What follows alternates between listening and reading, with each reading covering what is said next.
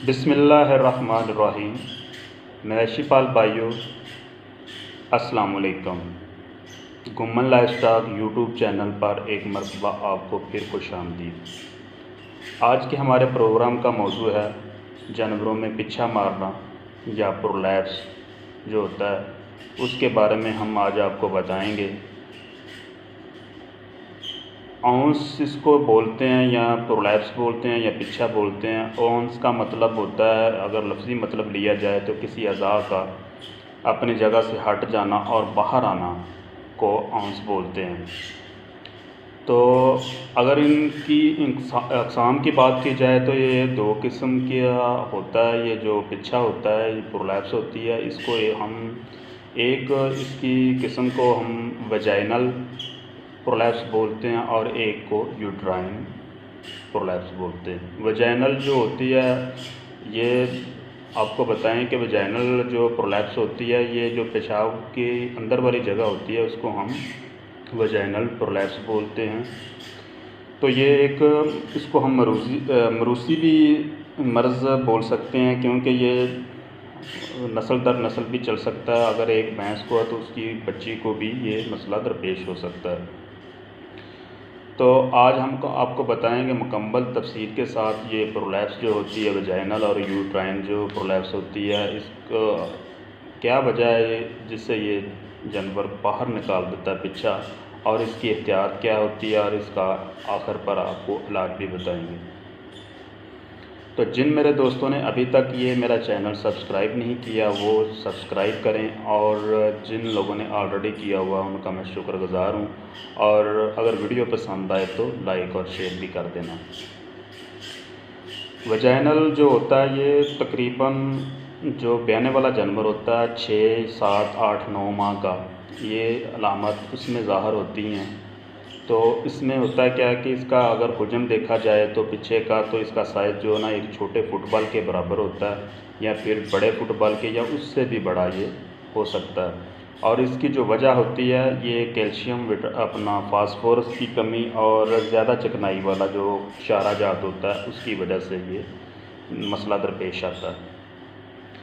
तो अगर इस तरह की कोई सूरत हाल हो कि आपका जानवर ये इतने साइज़ वाला या उससे बड़ा साइज़ वाला पिच्छा बाहर निकालता है, तो आप ऐसा करें कि जो उसकी जानवर की जो अगला हिस्सा, जो अगली टांगें जो होती हैं, वो वाली जगह जो आपने नीचे रखनी है, और पिछली जो टांगें हैं, पिछला हिस्से वाली जो होती है जगह जहाँ आप उसको बांधते हैं, वो वाली ऊंची हो। और अगर उसको कब्ज़ है तो उसकी कब्ज़ का हल करें, और ज़्यादा चिकनाई वाला चारा ना दें। और उसको ये एक और भी इसकी वजह है कि एक हार्मोन की भी वजह होती है, एस्ट्रोजन, अगर उसकी ज़्यादती हो जाए तो उसकी वजह भी ये बन सकती है। तो अगर खुदा न खास्ता इस तरह का कोई जानवर आपका कोई अलामत ज़ाहिर करता है कि वो पिच्छा बाहर निकालता है, तो उसको आप ठंडे पानी से, यख ठंडे पानी से धोएं, और उसको जो नरम शीट जो है ना उसके नीचे दें। अगर बैठा है तो पहली बात तो ये है कि अगर वो बैठा है तो वो बाहर निकाल रहा है तो फ़ौरी तौर पर उसको खड़ा कर दें। अगर वो खड़ा नहीं होता तो उसके नीचे कोई मुलायम साफ़ सुथरी शीट जो है ना वो डाल दें, ताकि वो गंदा ना हो पाए। अगर वो गंदा हो जाएगा, खुश्क चारा उसके साथ लगेगा या वो गंदगी लगेगी, गोबर लगेगा, तो उसको इन्फेक्शन हो जाएगी और मज़ीद काम जो आगे बढ़ेगा। इसका हल मैं आपको बताता हूँ। और इसके अलावा जो मैं आप एक ज़िक्र कर रहा था कि इसकी एक और अलामत होती है जो यूट्राइन प्रोलैप्स होता है। वो क्या होता है कि जब जानवर बच्चा दे देता है तो उसके कुछ वक़्त बाद ही ये अलामत ज़ाहिर हो जाती है कि ये यूट्राइन जो प्रोलैप्स होती है, इसमें जानवर पूरी की पूरी यूट्रस जो होती है, बच्चा दानी जो होती है, वो बाहर फेंक देता है। वो ज़्यादा ख़तरनाक होती है।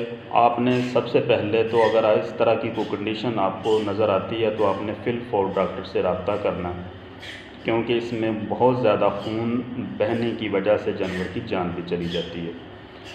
अगर तो यूट्रस के साथ ही उसकी जेर जो है वो चिपटी हुई है तो उसको अलहदा कर दें, उसको उतार दें और ठंडा पानी जो यख जो होता है या किसी एंटीसेप्टिक जो है उसको डेटोल या फटकरी या फिर एक पोटाशियम परमैंगनेट जिसको पिंकी भी बोलते हैं, कांडी भी बोलते हैं, उसके साथ आप धोएं इसको।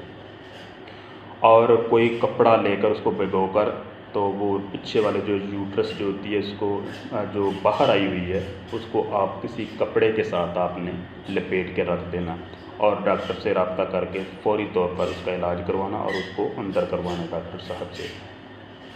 अब बात आ जाती है कि अगर वो जो पहली अलामत मैंने आपको बताई है कि 6 या 7 माह का जानवर इस तरह की अलामत ज़ाहिर कर रहा है तो आपने उसको 10 सीसी प्रोजेस्टेरॉन का इंजेक्शन होता है वो लगाना और उसके साथ आपने कैल्शियम विटामिन कैल्शियम की जो है ना मिल्फुन सी के नाम से ड्रिप होती है वो आपने लगवानी है। और एंटीबायोटिक इंजेक्शन जो अगर खुदा न खास्ता उसके अंदर इन्फेक्शन हो गई है तो डुआसोल इंजेक्शन जो है ना आपने 50 ml लेना, आधा आज और आधा अगले दिन लगवाना। या इसके अलावा आप मॉक्सिसिलिन, मॉक्सल एल या अल्मोक्स एल या फिर ट्राईएक्सल एल के नाम से इंजेक्शन होते हैं जो आपने उसको यूज़ करवाने हैं। और कुछ आपको मैं बता दूं कि अगर ये वाली जो दूसरी अलामत है तो बच्चादानी बाहर आ जाती है तो उसमें भी आपने ये वाले इंजेक्शन इस्तेमाल करवाने, लेकिन उसमें प्रोजेस्टेरॉन वाला जो इंजेक्शन है वो आपने इस्तेमाल नहीं करवाना। जब आपकी भैंस या गाय या बकरी ने बच्चा दे लिया तो फिर आपकी भैंस या गाय ने वो बच्चेदानी बाहर निकाल दिए तो उस वक्त आपने प्रोजेस्टेरॉन नहीं लगवाना बल्कि कैल्शियम की जो ड्रिप है उसको यूज़ करवाना। इसके बाद अगर आपको बताऊं, ये आप नोट कर लें कि एक आपको मैं देसी नुस्खा भी इसका बताता हूँ। वो आपने क्या करना है कि आपको पंसारी की दुकान से बआसानी ये 3 चीज़ें मैं आपको बताने लगा हूँ वो आपको मिल जाएंगी। वो क्या हैं? नंबर 1 आपने गूंद कतीरा 600 ग्राम लेना है और नंबर 2 जो आपने कमर कस 600 ग्राम लेनी है और नंबर 3 जो है ना वो आपने गुल सपारी जो है ना वो भी अपनी 600 ग्राम लेनी है और इनको पीस लेना, बारीक कर लेना और सुबह शाम 200 ग्राम आपने आटे में इस्तेमाल करवाना।